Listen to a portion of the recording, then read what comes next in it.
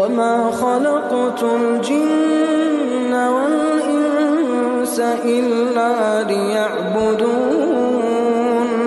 ما أريد منهم من رزق وما أريد أن يطعمون إن الله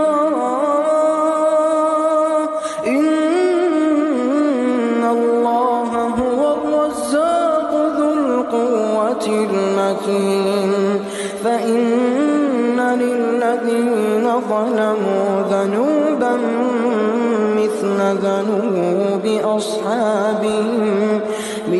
ذنوب أصحابهم فلا يستعجلون